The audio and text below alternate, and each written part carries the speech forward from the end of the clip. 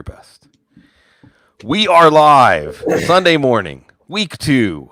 It's invigorating. It's exciting to spend time with Dr. Jene Bramel. With Mitch Carl, Rise and Fall, DFS, and Donuts, and we will be joined by FBG Wood, Jason Wood, OFBG soon. Let's jump right into this stuff, though.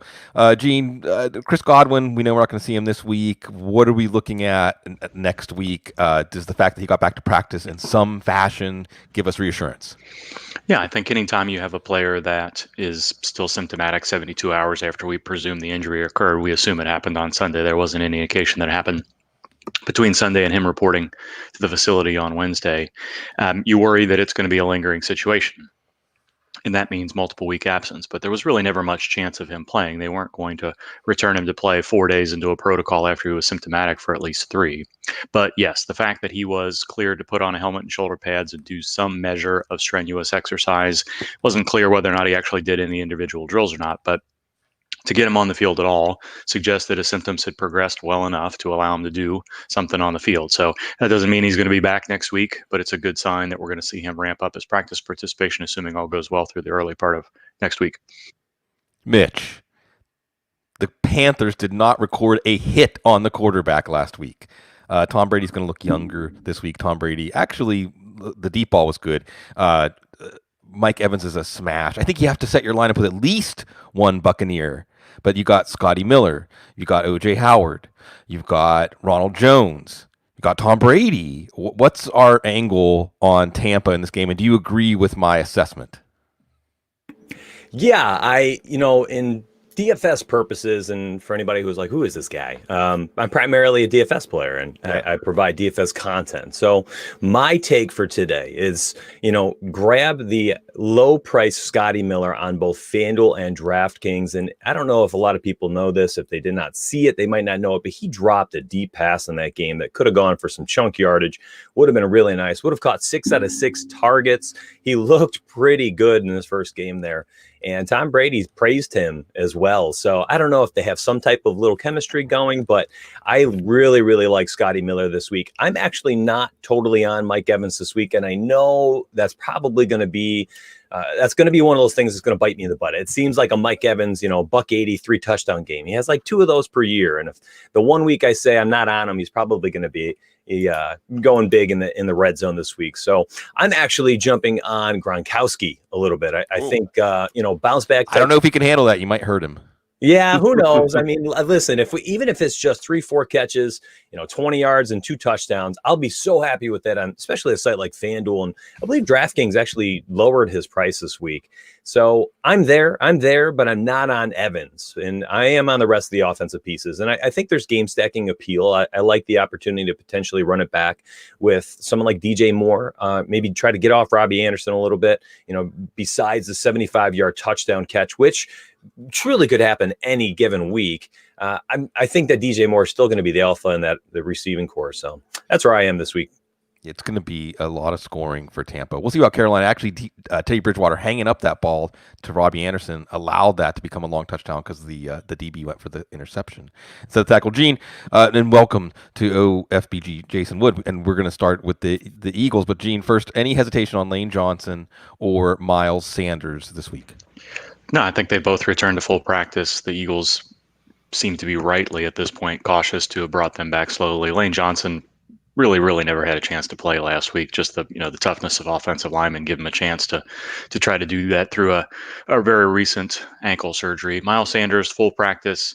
Didn't seem to be any signs of a setback. Everything we heard about them being cautious last week seems to be proven true. So depends on how many carries and touches you think he's going to get. I don't know that he's going to get the 22 to 25 that he got during the stretch last year when Jordan Howard was down, but I think it's reasonable to expect him to get a base of 15, assuming things go well for the Eagles, and he could potentially approach 20 touches if things go well for him. So, Woodrow, are you saying jump in Miles Sanders? You drafted him to start him. You're a little cautious there. And what about Dallas Goedert? In a theoretical case, when I guess it's not theoretical in something like DFS, if you have Goddard and Ertz, has Goddard, at least for the time being, surpassed Ertz in fantasy priorities? No, I don't think so. I think that I know that Goddard obviously significantly outperformed last week, and I think I mentioned to a few people on Twitter after the game that we should just consider them both the 2 best receivers on the team until further notice. So, but listen, I mean, history tells us it's going to be difficult. Even last year when the Eagles set a 5-year record for productivity by tight end group, both weren't startable in most weeks together, right? One would be good, one wouldn't be. So I think that's where we're at. I'm actually more on the Ertz bounce back this week.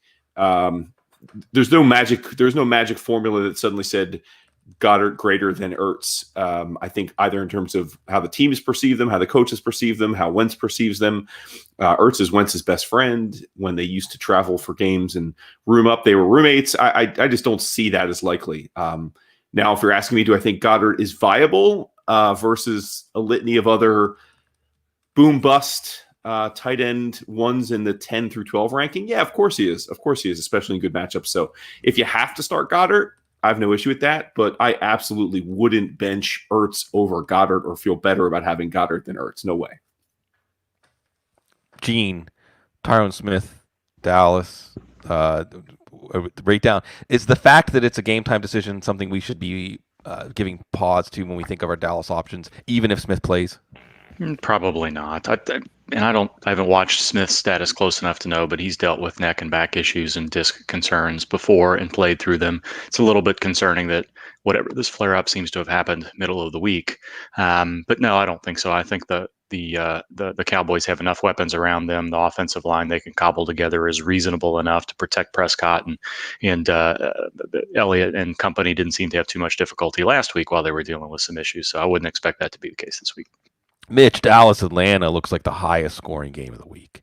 But you have this potential point of failure for Dallas's offense with now down to a fourth string. And if Smith can't play or gets hurt, a fifth string offensive tackle. And Atlanta didn't do that much before Seattle opened up a 3-score lead last week. So are we jumping in the deep end in DFS on this game, or are we exercising caution?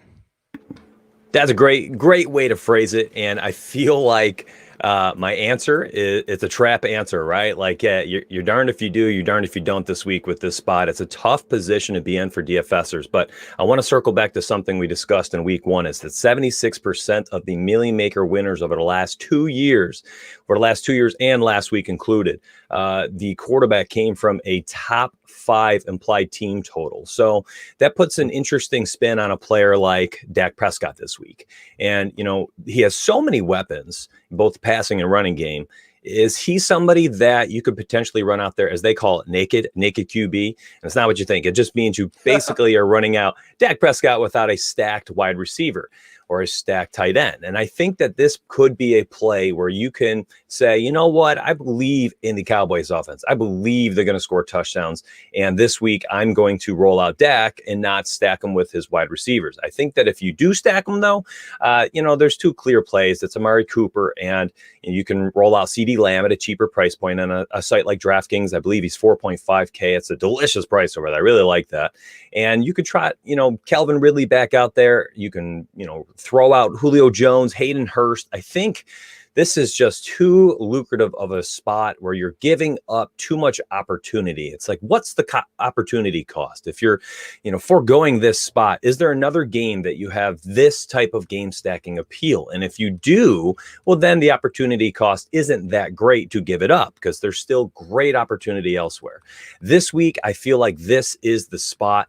And I don't know if that makes me kind of like a chalk donkey or something, but I really like this spot. I'm going to be all over Matt Ryan, and I like Matt Ryan stacks on this side and running it back with CeeDee Lamb on the Cowboys side. I'm also all over Zeke Elliott and cash games. I think that he's going to be a 25 touchback. We're going to see that again this year, all season, as long as he can handle the workload. And, in week one, he looked like he could. Yeah, there's so many angles to this game. Woodrow, you've watched a lot of Cowboys. You've watched a lot of Mike McCarthy.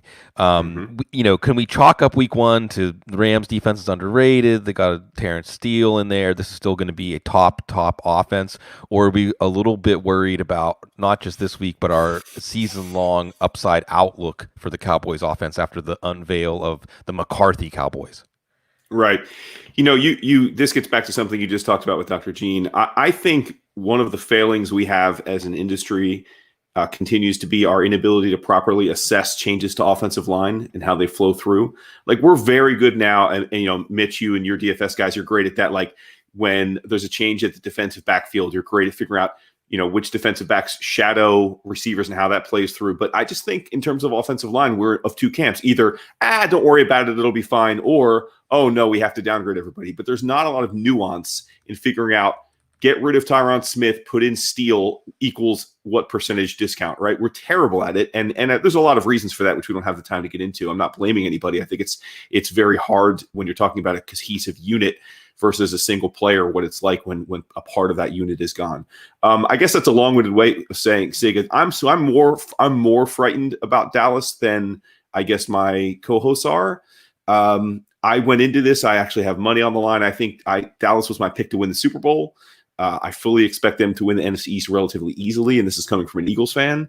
But as you noted, I mean, they could well be this week or next week playing their fourth and fifth tackles. And as my Eagles demonstrated last week, there is no such thing as offensive line depth that deep in the NFL these days. No.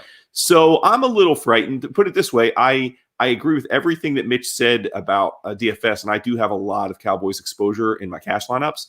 But I wouldn't be at all surprised, and I won't be mad at myself if they completely don't cash out, and because the offensive line couldn't hold things together.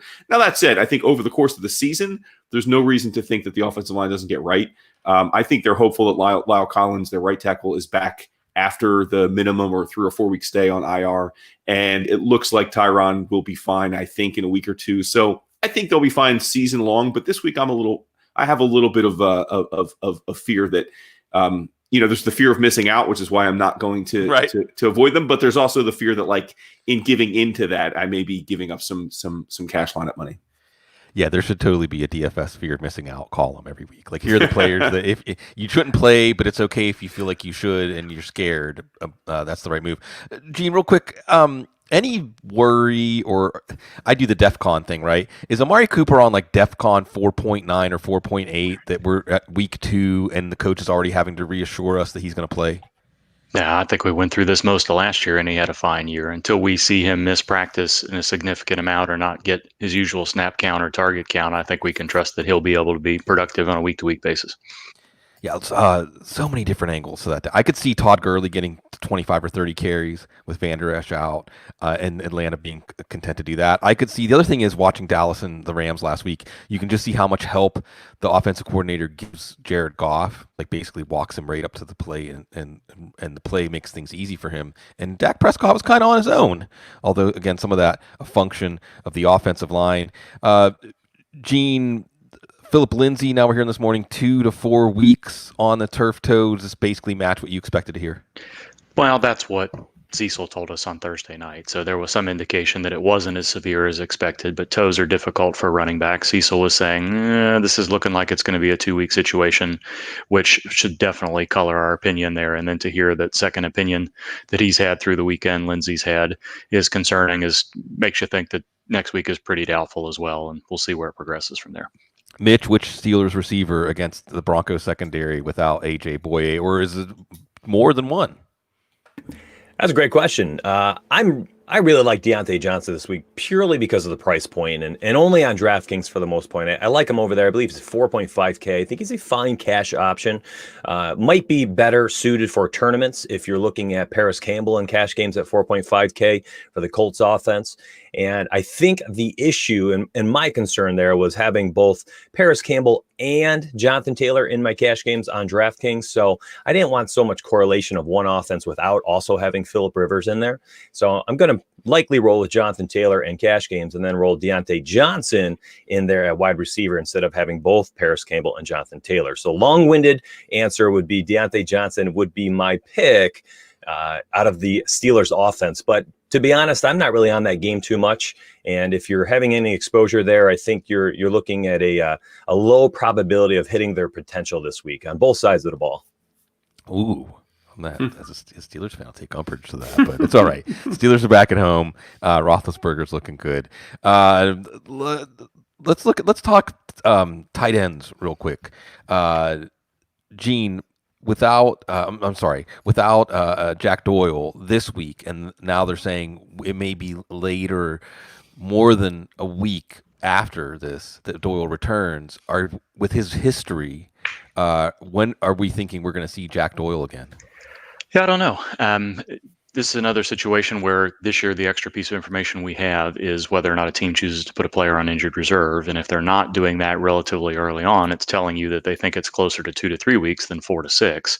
And that's seemingly the case with Doyle here. We don't know precisely what the injury is. It's probably one of those situations where MCL plus high ankle, when you see knee and ankle at the same time, that's usually the mechanism that goes together there. And that can be anywhere from a 1 to a 4 week situation. So I think they're hopeful that he would recover sooner than later. But I think what we're hearing with what they're telling us now is that maybe he didn't make as much progress through the course of this week as they expected. And they're hopeful that through the weekend that we're in a better spot. So doubtful for next week, but hopeful for week 4, I think is going to be the theme for lots of these players in this situation. Jason Mitch mentioned Jonathan Taylor. He mentioned Paris Campbell. Lots of angles on this Colts offense. Playing the Vikings, one of the worst defenses on the field in week 1. We may look back and say that was just Aaron Rodgers. He's back. He's his prime self again. But are we looking at Mo Alley Cox? What do we think about Nyheim Hines? What do we think about T.Y. Hilton? Or is Campbell and Taylor our top 2 plays this week from the Colts? Yeah, I mean, listen, I know that I think you and Dodd both have Mo Alley Cox in your top 20, but neither of you put them in your top 12. And I think that's right. I mean, I get back to, if we're talking non-DFS, we're talking redraft leagues, which is, as you know, I mean, do you really need to start Mo Alley Cox in week 2? I mean, is that what we've come to? I would hope that sure, I guess some people may have drafted a starter and that starter's now out, but your waiver wire had to have a better option. Right. We're talking about a Kittle replacement. That's the one. Yeah, the one situation. Yeah. Right, but even that, I'd probably rather give Jordan Reed a shot this week than Mo Alley Cox. Honestly, if I'm going to take a real flyer like that in week 2 and I just don't have a backup that I was expecting more from the season, I'd go with Jordan Reed. So I'm off of him.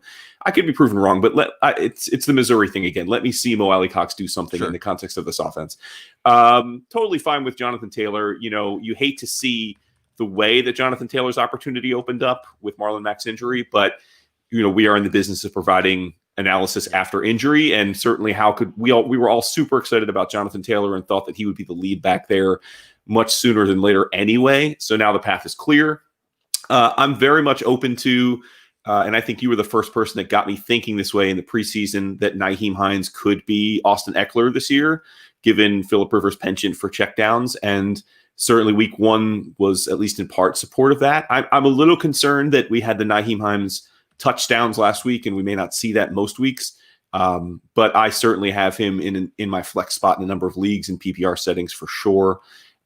T.Y. Hilton, I'm completely off. I have trouble with the T.Y. Hiltons, the A.J. Greens. I believe NFL production curves are relatively consistent in that they have arcs. And once you hit a certain threshold in a certain age that you're not producing at an all-pro level anymore, it's very difficult to get back to that.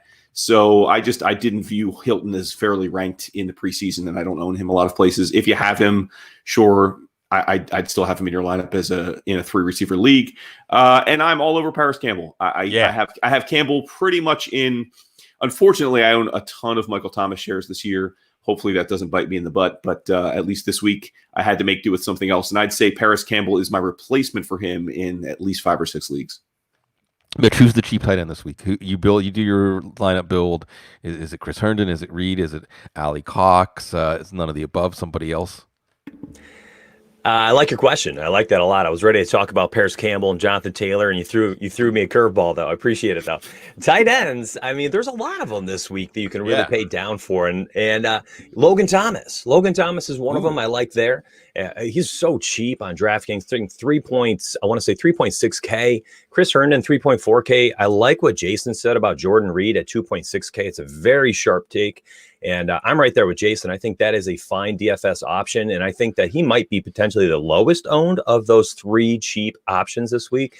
Unfortunately, we don't have a 4.1K Dallas Goedert. So I think you either are paying all the way down for those guys, or you're paying all the way up and you're hoping some of those ceiling tight ends just go nuclear and you get to reap all the rewards. Yeah, I think that you set up the choice well. Okay, I only got you for like 2 more minutes, so sing your song of praise for Campbell and Taylor in this matchup. You're muted. Well, I'm muting myself while I'm supposed to talk. I'm unmuted when I'm So excited that we, I am. I'm just jamming the mute button. So this week, I'm really pumped up about pivots, truly price point pivots. It's something I preach over at Rise or Fall all the time to my members.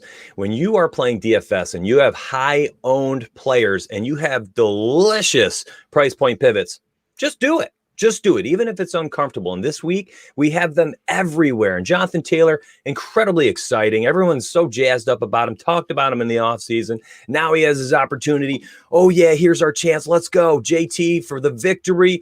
I don't know. Hold on. Pump the brakes a little bit. Throw in Jonathan Taylor in your cash games. Enjoy the high ownership you'll be able to have on him, the safety net. But in tournaments, I mean, look for those price point pivots. You have, as Sigmund Bloom alluded to earlier in the stream here, we have Ronald Jones Jr. He's 5.2K on DraftKings. You have Kenyon Drake in a phenomenal spot where he's going to be, a 20 touchback, potentially get some dump offs today if that Washington defense is suffocating the offensive line for Arizona. And Kenyon Drake at 5.9K is a crazy good pivot on DraftKings. Over on FanDuel, pay up another $700 and get Raheem Mostert with a high implied team total for San Francisco in a pretty good spot this week. He could go out there and get 2 rushing touchdowns, outscore Jonathan Taylor by 15 points, and you are leaping 38% of the tournament. Our Rise or Fall projection for the ownerships right now has Jonathan Taylor at 30.97% owned on FanDuel. That type of ownership on, let's be honest, a volatile spot this week, in his first, full-time starting running back gig, that's a very high ownership to pay for somebody in tournaments when there are some very well proven running backs out there that you can pivot to at a similar price point with Kenyon Drake, Raheem Mostert, go down to Ronald Jones Jr. at a nice, I think 26.75 point implied total for Tampa. I just think there's so many spots this week where you can pivot off of these higher owned players who, they have not really earned that ownership other than just being in a good spot. And if there's one takeaway, I want anybody who cares, whatever I say today, if there's any of you out there, it's look for the pivots, look for those nice price point pivots. And, fortune favors the bold. Don't be afraid. But don't pivot away from Mitch's DFS advice. DFSN donuts. You didn't bring the donuts today, Mitch. Rise and Fall. Folks, appreciate you joining us for a little bit each morning, Sunday morning, Mitch, to give us some DFS wisdom. And until next Sunday. Again, yes, good luck, everybody. Thanks a lot.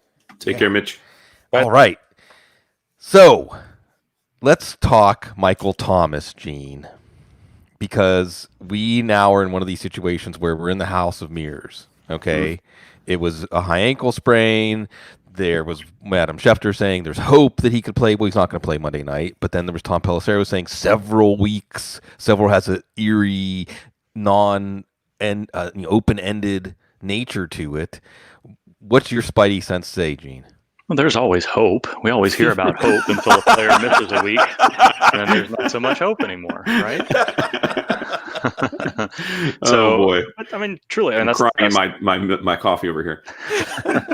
That's the way it works. Every player, what we say is once a player misses a week and they understand that this is a multiple week injury, it's a lot easier for teams, fan bases, media, players themselves to come to terms with the fact that this isn't going to be a short-term situation.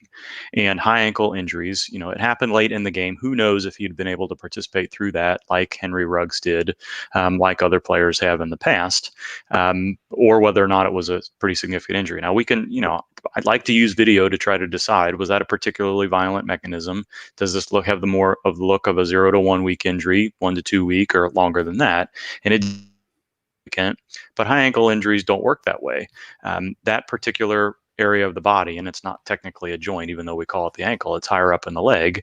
It is really difficult to brace, and any movement away from the body, pivot of that ankle on the leg bone there, is going to cause some pain. And if there's stiffness and swelling in the day or two afterwards, you can generally predict whether or not this is a 1 week situation or a 4 week situation. So do we know much about next week? Probably not. I think the positivity that we heard from Adam Schefter and others is a little bit reassuring, but you're correct. When you hear several or few rather than 1 to 2 or might be ready next week, you start to wonder, is this more of a 3 to 4 week high ankle sprain injury than it is a 7 to 10 day injury? And you can't get back in 7 to 10 days. That doesn't necessarily mean that it's a 3 to 4 week, but it usually puts you in that category. So I would be nervous for Michael Thomas next week. The Saints know what happens with certain types of high ankle sprains. Alvin Kamara went through a very similar thing last year. There was a knee injury as part of that as well, but Kamara was not himself for weeks and weeks after trying to return. So maybe that's part of it. The Saints aren't going to say anything. Sean Payton pretty much said, we're not talking about Michael Thomas, which tells you what he was thinking earlier in the week. Jared Cook was saying it's unfortunate he's not playing on Friday. So it was very little chance that we were going to see him. I think you cross your fingers for week 3, but plan on this being week 4 or 5. All that being said, Woodrow, the Saints should still have a lot of success in the opening of the Roomba on Monday night. Are you feeling Emmanuel Sanders is someone that you shoehorn into your lineup, even though maybe you drafted him as your 4th receiver? Any thoughts on Kamara? Is it a Jared Cook week? The one good pass Drew Brees through downfield was to Jared Cook, or maybe the Raiders surprise us in the opening of their new Vegas stadium. Yeah. I have to say I'm pretty scared. I think we can't underestimate, or rather, I think we can't overstate the impact that Michael Thomas has on this offense, and Drew Brees continuing to look like 80% completion rate Drew Brees. All respect to Emmanuel Sanders. I think on paper he came into the year as the best number 2 they've had in some time, but I'm nervous because I don't think we can reasonably expect Emmanuel Sanders to do what Michael Thomas does simply because he's going to get more target share. And I don't think that Traquan Smith, they're very different players, needless to say, Traquan Smith and Michael Thomas in terms of what they bring on the field. So it's Drew Brees, it's Sean Payton. So I'm still in the camp of the Saints they're going to put up numbers. But I have to say I am reticent of it. The only 2 players on the roster I feel great about are, and you mentioned Jared Cook. And I wasn't very high on Jared Cook coming into the season. I viewed him as one of those trap tight ends that was coming off 7th, 8th on the board, because if he catches 6 to 8 touchdowns, that's where he'll finish. But if he catches 4, you're going to wonder why you started him every week. But like you said, I mean, in terms of who they have on the field, Jared Cook is actually the most like Michael Thomas that they can put out there this week. So I think he's probably due for a big game. I would be betting on it if I had the opportunity to have him in my lineup. And you have to think Alvin Kamara is just going to eat, right, to whatever extent the game script allows. He's back. It's, if you got scared off because of last year, which I almost did, you're going to probably regret it. It's set up for him. I'm even nervous about Drew Brees. He didn't have a great week in week 1. He's probably the best game manager in NFL history right now at this stage of his career. And without his go-to guy, I don't know what that's going to look like. So for me, it's Cook, it's Kamara, and it's wait and see with Sanders and Traquan Smith. On the other side of this matchup tomorrow night, Gene, it really looked like the Raiders had a Ruggs ratio, and it was short stuff, it was design plays, but it was also deep balls. He was the focal point of the offense. Then he goes out, comes back into the game, but at that point he's no longer, and Raiders were nursing the lead, but still, what do we think? Is he worth waiting around for tomorrow night, or should you put in your best Sunday option? I would probably put in your best Sunday option unless you have a pretty comfortable hedge that you're willing to use. And maybe there's a couple of them there between Emmanuel Sanders and others that you might be able to find or have already rostered if you had Henry Ruggs. As we mentioned a little bit earlier with Michael Thomas' situation, players with the adrenaline still pumping before swelling and stiffness sets in can play through injuries that might end up later being 1 to 4 week situations, whether it's Michael Thomas or George Kittle or whatever it is. We'll see this week in and week out. I don't know that that's the case with Ruggs, but a player, we talk about hips and knees and ankles being so important, just legs in general for a wide receiver. For a knee injury like this, to be able to put certain amounts of pressure on and then cut is going to stress the inside of that knee joint, which is where his injury is. And for him not to have practiced may mean that they weren't all that worried about him, wanted to continue to manage the swelling, and don't have that much concern for him to play this week. If that was the case, I think you'd probably have heard the Raiders be a little bit more positive this week. In contrast, they really haven't said anything at all. So more likely it's taken him to this point this week to get to a place where maybe they give him a chance to play and they put him on the practice field Friday in a couple of individual drills to see how he responded on Saturday. There wasn't any reporting overnight from Schefter or Rappaport about what Ruggs' status may be.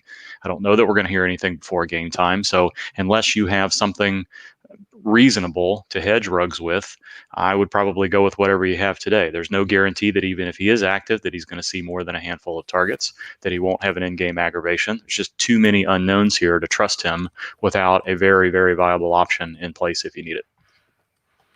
Would are you hedging that Aaron Rodgers is back, really back, all the way back? Could it be after this week we say no? It's just that the Vikings defense is going to be very generous, and this comes down to some marginal plays. Look, lots of people hamstrung by injuries in their lineups this week. A lot of people saying, "Oh, I drafted Michael Thomas and Kenny Golladay, and now I'm going down to my bench and looking like, oh, I don't know, Marquez Valdez-Scantling or Alan Lazard." This affects even, I know it's a little late to trade on Sunday morning, but Aaron Jones, if you really buy into this offense being back and Aaron Rodgers being back, then now Aaron Jones becomes very attractive because touchdowns were a big part of his value last year, and this offense is going to produce a lot of touchdowns. And they're facing Detroit. The Lions. Jeff Okuda's back this week, but Trufant and Coleman are out. Yes. Yes, that's my understanding. Yeah. Yes. Yeah. So this might be a moot question, right, Jason? We might be asking the same thing next week. Do we believe? Is it just the defenses? But for today, are we thinking another blitzkrieg of offense for the Packers? Yeah, for today you have to, right? Because as you just alluded, it was going to be my starting point. 2 of the 3 Lions corners are done. Like you said, Okuda's back, but he's a youngster, so I guess it's better to have him than not. But I still think that Rodgers will certainly have his way with one viable corner out there. Lions are going to lion, right?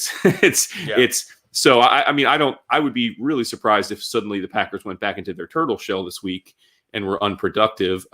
Is Rodgers completely back? I hope so. As an NFL fan, I hope so. Right. My preseason rankings would get blown up. I had him, I think, quarterback 12. So if he's a top 5 guy, then shame on me. I got it wrong, but I'm happy to get that one wrong, right? I want to see Aaron Rodgers be the guy that we fell in love with and couldn't wait to watch him anytime he was on national TV. So I hope he's back. I think this week he'll look like he's still back. I'm fond of the saying, 1 week does not a season make. So I'm never going to overreact to great or disappointing showings in week 1.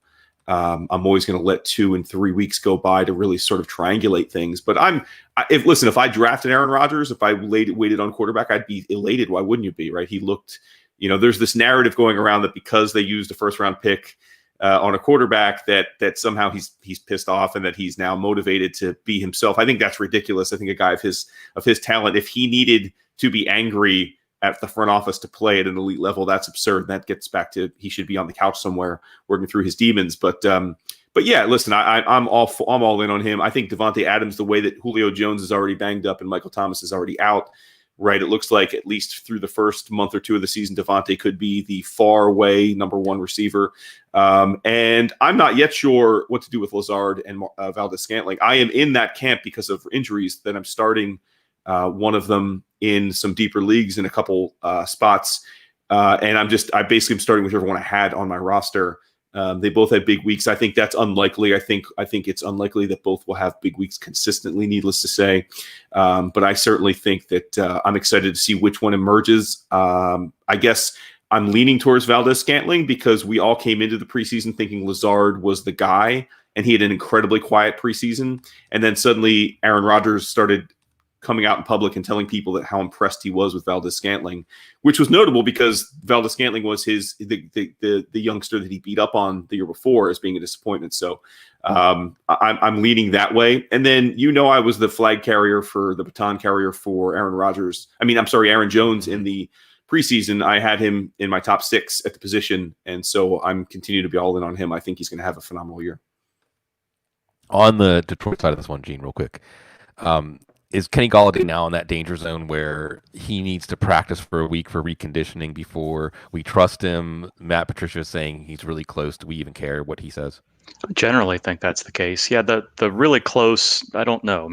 As far as I know, that he was not cleared. Golladay wasn't cleared for individual drills this week, which means he may be doing a fair amount of conditioning on the side, but they haven't put him in a situation where he's doing anything football specific yet. And we've seen a number of teams already this year err on the cautious side. Even Mike Evans was given a little bit extra time and then took 93% of the snaps which was a reassuring thing. So I would like to see him on Wednesday be doing limited practice and hear a lot of positivity from the Lions to trust that he's going to be anything close to what we expected and get a usual, whatever his baseline workload was going to be next week. So I'm a little bit suspicious beginning. He's another player that they would have had some sense on the MRI that this was 3 to 4 week injury instead of a 1 to 2 week injury. So I think that bodes well for his appearance in next week's game. But Wednesday's practice participation is going to be important. And as we saw last week, actually Matthew Stafford looked really good. Still didn't necessarily fault Marvin Jones. Quintez Cephas got a lot of targets. Didn't do much with them. T.J. Hawkinson was fine. I don't know. Green Bay at Lambeau. I think that Aaron Rodgers is something like 8-1 in meaningful games against the Lions in Lambeau. This is a Aaron Rodgers Packers defense. Packers. It's transitioning though, Woodrow, from Detroit to their week 1 opponent, the Chicago Bears. And I think this is where falling back on the idea of, hey, don't put too much into 1 week is helpful, because for 3/4 of a game, Trubisky was cruising towards Nick Foles taking over. And then after those cornerbacks got hurt, Mitchell Trubisky was fantastic. And it was a good comeback. I don't want to take anything away from the comeback. We don't want to push too hard to just always go negative on Trubisky. Now he faces the Giants. Steelers basically did whatever they wanted against the Giants. You've got an Allen Robinson being angry about his contract, and Tariq Cohen got a overnight extension. He got basically Austin Eckler money, which was, you wonder about that with Allen Robinson. You got Anthony Miller playing less than half of the snaps last week, but scoring the game-winning touchdown. You got David Montgomery, and Gene, just real quick, anything lingering, all systems go, we can just put that whole non-contact groin behind us for Montgomery? Yeah, I think so. I think he had a good number of snaps, was productive last week. I didn't see any issues. So is this, speaking of traps, Woodrow, is this a trap thinking we can actually count on Bears and this will be a good offensive week for them? And also, if you feel like it, talk a little bit about what you think about the Giants after watching them Monday night and going into Chicago this week. Yeah. I think you summed it up really well in terms of Trubisky, right? We crave confirmation bias in week 1, right? And we run screaming away like we just saw a monster from performances that go against our strong takes in the preseason. And we were all comfortably watching Sunday Ticket, just checking in on the Bears game every now and then, thinking, oh, Mitch is going Mitch. How many weeks until they put Foles in, right? And then suddenly you go down and get an iced tea and come back up and you see that the Bears are back in the game and that Mitch has driven this 4th quarter comeback, and you're just stunned.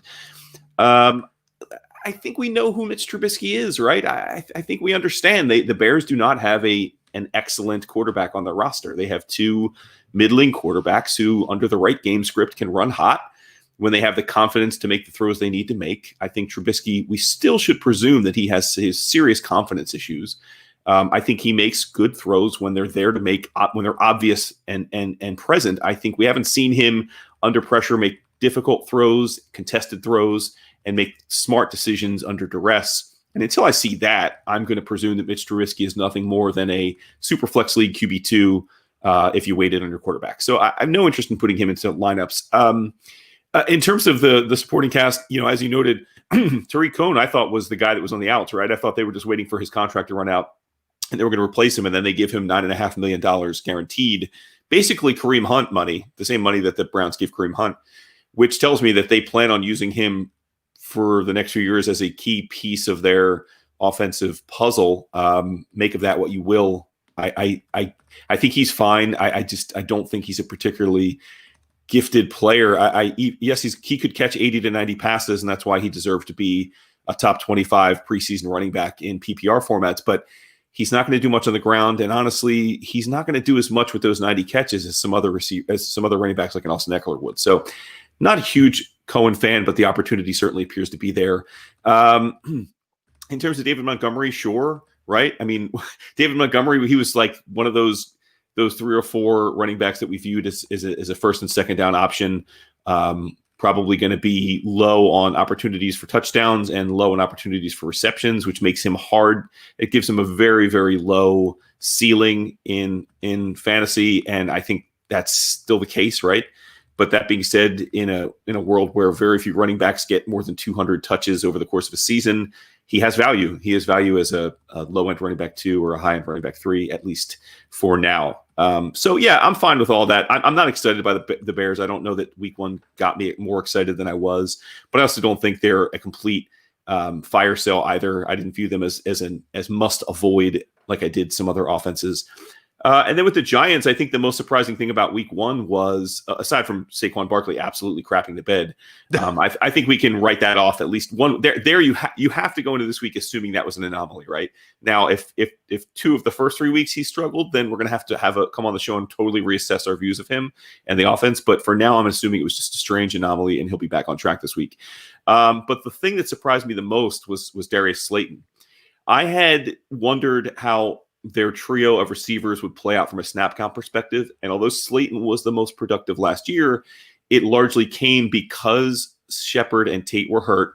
And then all preseason, all we heard was that Sterling Shepard was heads and shoulders above the other 2 every day in practice.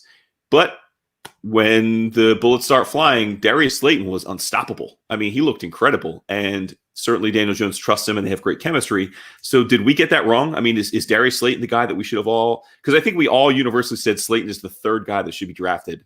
And I'm totally open to the fact that we were just wrong there. And maybe he's the guy. Maybe he really is a young, talented breakout receiver and he's going to be their number 1 for the next few years. That's entirely possible. If he has a big follow-through week this week, then I think we're going to have to adjust on the fly and really encourage people to consider trading for him in dynasty leagues.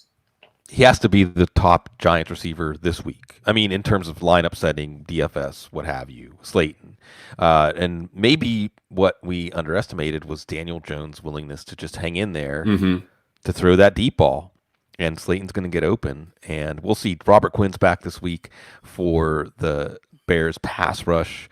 We'll see how much of this has to do with the Giants offensive line. Speaking of Saquon Barkley. Evan Ingram, by the way, I'm getting lots of, Ingram or some of those tight ends we talked about earlier. I don't think you're crazy to bench Evan Ingram. You drafted him to play him against the Bears this week. But if he doesn't do much this week, then you got San Francisco up next week. So we'll see. Gene, another injury situation to look at. Speaking of San Francisco next week, George Kittle. Can we just read with the news this morning that they expect him to play next week, that this was more precautionary than something for us to be worried about? It doesn't even matter because George Kittle's like Mr. Indestructible. No, I don't think we can read that in there at all. I think it's pretty clear that he's got a significant knee sprain. These PCLs, that's almost certainly what it is. It's either a PCL or LCL, just based on how it looked, are sometimes slow and suspect recoveries. And then I don't remember who it was, whether it was Pelissero or Rappaport, reported that he's also got a bone bruise, which is probably not a huge deal, but it doesn't make his recovery any easier. So yes, were this anybody else other than Kittle, I'd probably be saying forget about next week as well. I think this is going to be a tough recovery, and hopefully there's a lot of interval improvement before Monday or Tuesday and he's able to get back and start doing things. But I think we should prepare ourselves for another limited week at best, and probably, I don't know if we even see him on the practice field until Friday. So really no surprise that they weren't going to ask him to make a cross-country flight to New York this weekend based on his injury. And I'm suspicious now that we know that there's more than one thing going on for Kittle next week as well. Gene, I have a question for you just as a follow-up to this. One thing I'm always interested in when we look back on the season, right, is guys that we had highly ranked that didn't do well, but were largely active. And then you'll hear something like, oh, he was playing hurt the whole season. Oh, I was dealing with this injury, but I didn't want to talk about it. And then I'm always wondering, with the financial commitment that these teams put in these players now, and then players and their agents getting much smarter about trying to prolong their careers, I have trouble, especially not being in the medical profession, attenuating these situations like a Kittle where he's clearly hurt. As you said, normally based on what you know of the modality of the injury, he would be missing multiple weeks. That'd be the standard of care. It would seem, given their investment in him, why wouldn't they keep him off the field for an extra week or two to make sure that he's fine after? And yet it seems like there's still this tough guy mentality where if a player is good enough and important enough to the team and he insists on being back out there, they're going to put him back out there. Can you help me attenuate? Like, should we, I'm just worried that is you alluded to Kamara last year, can we start thinking that guys like Michael Thomas, if he pushes himself back next week, or George Kittle could just be disappointments this year because they play through an injury? Yeah, but we don't know who those are going to be, unfortunately, right, because we don't have the benefit of knowing precisely what their injury was, how well they rehabbed, what's lingering. So, for example, when we talk about Michael Thomas and George Kittle, 90% of those players, and you know how fond I am of assigning percentages, but some lesser amount of those players is probably, would you rather have just, we're going to say 90%. Would you rather have 90% of George Kittle or Ross Dwelly? Would you rather have 90% of Michael Thomas or a mix of Traquan Smith and, you know, whoever it's been over the years from Keith Kirkwood to whatever, right? So, and if the player wants to play and there's not a huge risk of a long-term situation, and again, we can't make that risk zero, and every injury's got an aggravation risk, but we're not necessarily expecting a mostly healed high ankle sprain to put a player at anything other risk of, well, we're going to aggravate that and it's going to be a lingering injury or something that maybe goes beyond that. Maybe Kittle's situation is going to be like that, depending on what the precise nature of the injury is. But I think you hit on it. It has to do with, you know, the players that are not in the Michael Thomas and George Kittle category know that they probably have a career length of 3 to 4 weeks at best, and there's always somebody coming up behind them. So they may hide injuries. They may wait to do things until, you know, the end of the season. We see that time and time again with, say, shoulder labrum issues or hip issues, or I mean, you name it, they're there, sports hernias.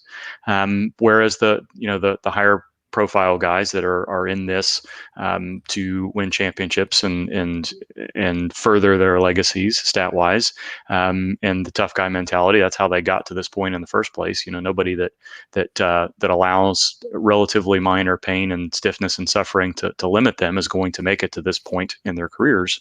Right. That's the other side of that. So, you know, this is I would love to have more data to help with this. You know, at some point, maybe the NFL releases some of the next gen data and some of the stuff that they get from the GPS, so we can compare, well, you know, Michael Thomas before his injury was taking this many steps before a cut, and he was exploding out of, you know, he was accelerating at this rate and so on and so forth, and his top speed was this, and we'd be able to say, well, not only does our eyes tell us this, but the metrics say we can't say percentage. He's 86% of what he was in the week before the injury, and we know where we are. But other than that, we just have to, you know, So for Mike Evans last week, I'm looking at that, you know, the play that he made along the sideline in the end zone, that fade where he had to turn, he had to stretch, he had to tiptoe. That stresses the hamstring, and maybe he only had 5 targets, but that target looked like a relatively healthy player. Mike Williams was a play where multiple times where he landed on both shoulders while he was reaching away from his body. That tells you that he probably was ready for all those. We don't know that going in, and that's the judgment we have to make. But that's a long-winded answer to the question. But there's so many angles to that that it's tough to know. And you're right. We're always waiting. Okay, what's going to happen in January and February? Who is on their exit physical recommended to have surgery, and who's going to try to rehab until March, until the last possible minute to see? So maybe we'll get there eventually. I'm crossing my fingers we get to analyze some of those next gen GPS metrics before my career is over anyway. Well, in the meantime, what we do have is watching the players, and when they do come back and saying do they have the typical burst? Do they have the typical? Your eyes can tell you, especially when you watch as much football as we do. Your eyes will tell you, your brain will tell you, that doesn't look like the player that I'm used to seeing. The uniform's the same, but the player's not the same. And that's the best we can do. And I think we talked about Amari Cooper earlier in the show as a player. It was once he had the MRI in early November last year, he wasn't quite the same player. And he didn't look, it's like watching AJ Green on Thursday night. You can just see they're not as sharp. They're not the player they used to be. Not the player yet, Woodrow, that we hoped, Antonio Gibson. Some people willing to go back to the well because Peyton Barber is who we thought he was. Arizona this week, but I'm asking you because, again, I know with the game, it was a tough watch. I understand if you only watched it once and then didn't watch it again. What do we think about Antonio Gibson as a what the heck flex type this week? But also, what do you think about having him as your 5th? Obviously, he's your 12th, 13th round pick. You're still happy to have him on your bench and see what happens. But for the late rise, people that caught him after that, should they still feel good or potentially good about what they have? What did you think about Gibson last week? Way to dig the knife in. I appreciate that relative to the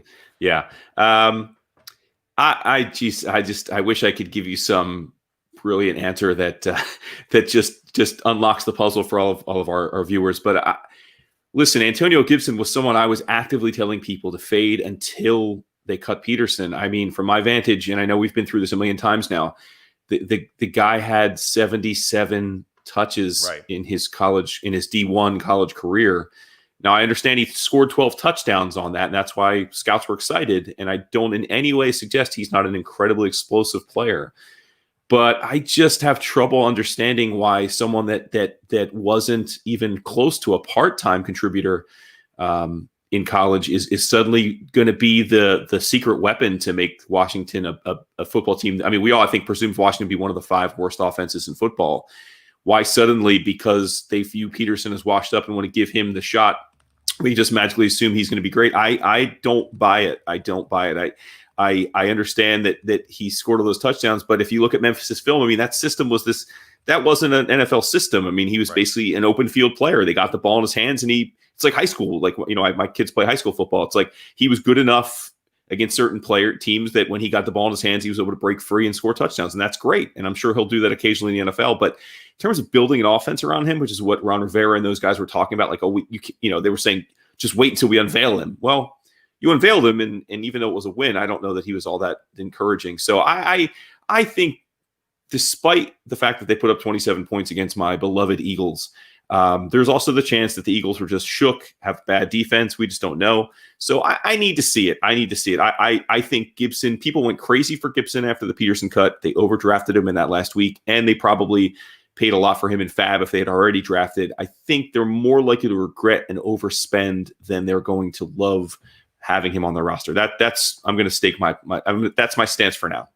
I think you captured the essence of it right now, where even if you just look at how he played, he looked like a very physically talented but very raw NFL running back. Mm-hmm.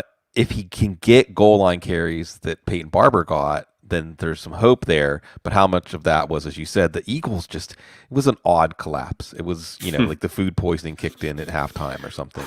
And it was the Wentz. It was the interceptions. It was, I think, something about those Wentz interceptions took the wind out of the sails of the whole team. It's going to be real interesting against the Rams. That is a fascinating matchup. Gene, we feel for you, man. I mean, this week, every few hours there was another one, then another one, and another one. AJ Brown goes from I don't see him out there on practice field to bone bruise.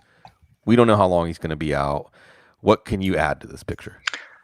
Not too much, because they're not telling us that much, but there are varying degrees of bone bruises around the knee. There are bone bruises that involve cartilage issues and weight-bearing areas of the joint, and then there are not. And we're not really sure. This has the feel of something that happened on Wednesday in practice somehow, so it probably wasn't a particularly violent injury. If that's not the case, and it did happen during last week's game, and I didn't go back and review play-by-play to see if there was a particular injury event that was of concern, then they at least allowed him to do something on Wednesday to see how he felt. So this doesn't seem like it's going to be a weight-bearing situation. If it was, probably another player that would have gone on injured reserve to keep options open. So I think there's reason to suspect that next week is questionable / doubtful, as we've said with some of the others, and that we're targeting week 4 as the full strength return, if that's possible. We've seen this with Devontae Freeman. We've seen it with, so many other players over the years, where it is very much a week-to-week situation, and you're just waiting on healing. And there's not a ton that can be done other than waiting for that to happen at this point. So, the fact that they pulled him out of practice and said that it was going to be a week-to-week situation makes you think next week is doubtful, but we should be crossing our fingers for week 4 rather than week 6. Tennessee, Jacksonville this week, Jason.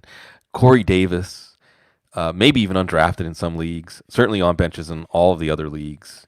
Now he is the number 1 receiver against Jacksonville. Now, TJ Henderson actually had a really good week, so maybe that's not an easy matchup like we anticipated. Is this a situation where, obviously, if injuries force you to play a Corey Davis, play him and hope for the best? And Gene, what do we have with Corey Davis? Questionable, but likely to play, kind of like Julian Edelman this week, like questionable, but probable side of questionable? Sure, both of them are the probable side of questionable. I don't know that I put Corey Davis in Julian Edelman's category. Davis played a good number of snaps last week, essentially returned to a full practice as he did by the end of last week. Doesn't seem to be any lingering concern. Tennessee generally uses questionable as probable in a lot of their cases. Edelman, it's a little bit different. This is clearly a chronic knee issue that whatever he had done in the offseason didn't really solve the problem. Edelman still led the team in targets, but he was pretty far down the list as far as snap count goes. I think he only played somewhere around 50 to 60% of the snaps last week. So you're going to have to be careful with Edelman. I'm not sold that this isn't going to be, he may be listed questionable in play, but this may be a situation similar to what it was at the end of last year, that he's not full strength. He's not going to be able to do everything that he's usually able to do and is asked of him. And it's going to be dependent dependent on him and Cam Newton getting on the same page very quickly for him to acquire enough targets so that he's got effective weeks. I'm a little bit nervous about Edelman. So you have to go to my guillotine lineup now and take Edelman out after you just told me that. I don't have Corey Davis. I don't have Corey Davis in my guillotine lineup, Jason. But, are you a little warm or cool for folks that are looking at Corey Davis and thinking, well, 100-plus yards, he's the number one receiver, but on the other hand, he's Corey Davis, and when has he made us happy to play him? Yeah, I mean, it's exactly that. This is a complicated rubric, right? Because as you alluded, it's not like if this was 100% healthy Corey Davis, I could totally be on board with the idea. Okay, hey, he's stepping into the number one role. It looked like he was up to the task. He had a good camp by all accounts, and maybe the light is clicked, right? But he's not 100%. I would be just as nonplussed if the Titans just kind of crapped out this week, right? And without AJ Brown and Corey Davis not being 100%, maybe it's the Khalif Raymond show, right? Maybe Adam Humphries. Yeah, I mean, I think that said, I hate to harp on this, but I can't imagine too many teams in a position where they're so decimated at receiver that they feel compelled to put a non-100% Corey Davis into their redraft lineup. It's not impossible. We're in some staff leagues that are 14-team leagues with deep benches. It's possible, and I wouldn't feel horrible about that. I think the matchup is okay. I in terms of things you watched in week one and aren't sure you're going to see again, I came into that week assuming Jacksonville Jaguars were intentionally trying to be the worst team in football, and they looked anything but. So I'm really fascinated to see how they look this week against what I still think is a very good defense in the Titans. So if Jacksonville beats the Titans and does it offensively, man, then I gotta totally rip up my ability to analyze what's going on down there on Shad Khan's team. But that said, yeah. So I don't think I don't think Corey Davis should be a priority in lineups this week. But I'm assuming his injury is minor. How can you not be encouraged by what we saw in week one, right? Like he looked like he understood what it meant to be an NFL wide receiver where he didn't in his prior seasons. And that surprised me because I was a fan of his in college. So I'd like to think that in year three, right? This is year three for him or four, right? This is year three for Corey Davis. Year four, because they didn't pick up the 5th year option. Okay.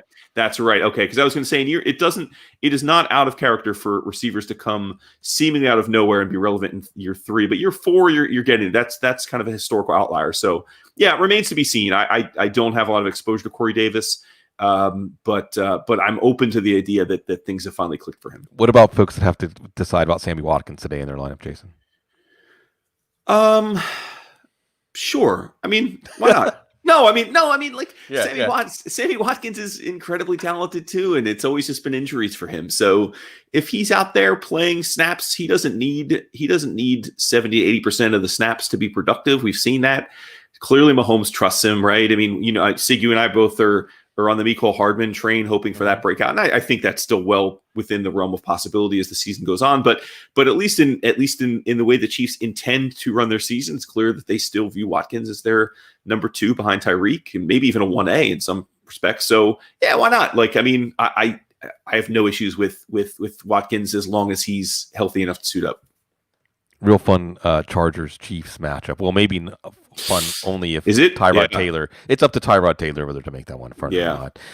The last one, Gene, Devontae Parker, and this one's kind of important because if you have, and did you see, by the way, the clips, Gene, of Preston Williams looking like a fawn on an icy pond last week? I did not. He did not look very stable. Does not have his legs under him. He doesn't have his legs under him.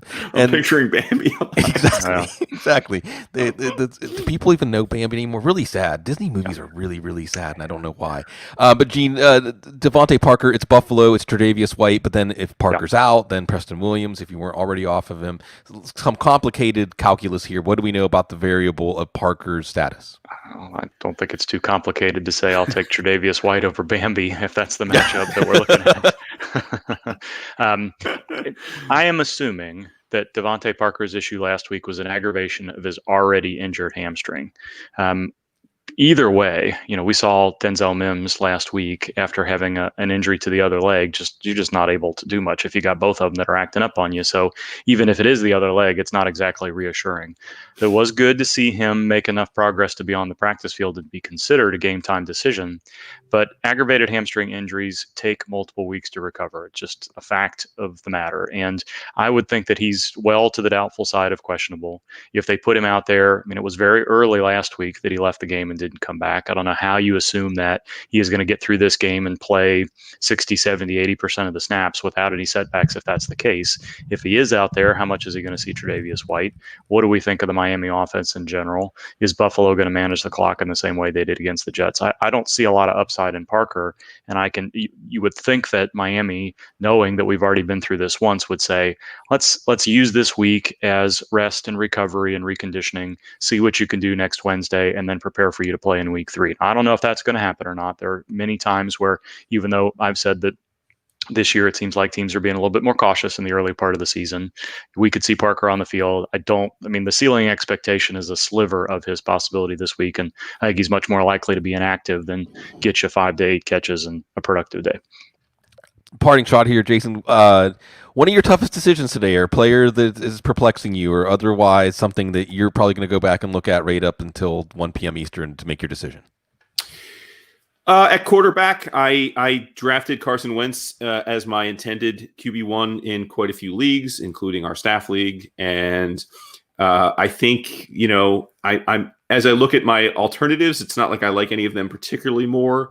But I guess what I'm really wrestling with is a healthy enough to be active Lane Johnson, enough difference in the offense's ability to protect, or the line's ability to protect him, that we'll see Wentz be able to make some of those long shots. Because I do think that when he has the ability to make those shots deep, we have deep weapons this year to do that, including Rager and Jackson. So I'm leaning towards playing Wentz. So some of my opponents that might be watching this are probably thinking, "Oh, goody."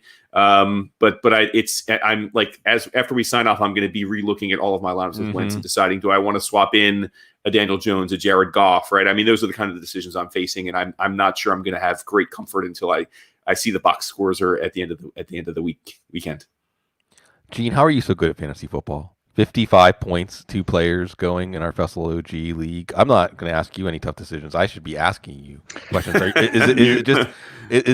you just rolling over everybody in all your leagues? I love how you and Adam Harstead make me look good by cherry picking stats and not telling me how well I did last week, which was probably the bottom of the FSLOG bucket there. So I'm probably going to benefit from getting Jonathan Taylor already. That wasn't something I was planning for until midseason as the transition started. So yeah, It's always nice when Joe Burrow has some garbage time. Yeah, throws 61 times. Yeah. As long as he holds up. Go ahead. I thought Burrow looked good. Listen, I know obviously anytime a quarterback throws 60 times, they're going to have fantasy relevance, but I watched every snap of that game, as I'm sure you guys did, and I'd be much happier as a Bengals fan right now than I would be a Browns fan. I think we can definitively say Baker Mayfield's not the guy. And for second week against a division rival, man, like Burrow hung in there. He was tough. He made a lot of good throws. I was really impressed, actually. Putting aside the volume. Yeah, as long as he stays on the field, because he's getting the stuffing knocked out of him on some of those plays. And he has that lack of fear, which the fear can actually be kind of useful. But like, he needs to watch some Kyler Murray tape. Watch what Kyler Murray does when he senses any kind of contact. But yeah, I was encouraged. Burrow's just very intentional, always under control, and the offensive line just isn't giving him chances to do much than throw close to the line of scrimmage. His post game was phenomenal. Yeah, he was sick to his. This is a kid that came in. I'm sure most of us assumed the Bengals would only win a few games here, and he was sick to his stomach over the loss, and just wasn't blaming anyone else, saying this is not acceptable. We cannot accept losing as a culture. It's on me first and foremost. I have to get better. And it's like, I know that a lot of that is rhetoric, but you'd be surprised how many quarterbacks, especially being divas, don't take that stance in post-game pressers. And I love that the kid is like already putting it on himself as the leader of the team, saying, I have to be better. Because we saw that with Patrick Mahomes. And again, I'm not saying Burrow equals Mahomes, but you need that kind of leadership if a franchise that's been moribund is going to turn itself around. So who he plays next week? He plays next week, right, Woodrow? Your Eagles. Oh, that's right. Yeah. So Yeah, good. So you got me on the you know, spot. I'm terrible at memorizing NFL schedules. I understand. I was setting up the big reveal. And with Burrow, he gave himself a D in week 1. So Gene, on the player grading curve, that means he was actually an F or actually C. I don't know how to do the math on that one. We're here doing the math at Football Guys every week. We're going to be here every Sunday morning, getting excited about the games, the big reveal every week. Week 2, so important, changes the meaning of what we saw in week 1, but it's always very meaningful to spend this time with y'all. Thank you for giving us this opportunity. It's a privilege to share this enjoyable experience of a football Sunday. As always, thanks to Jason Wood, Jene Bramel, again, Mitch Carl joining us with the DFS Nuggets. One of these weeks he's going to bring donuts. Folks, always, we love being part of your life. We love having you as part of our life. Enjoy your Sunday. Good luck. Stay classy.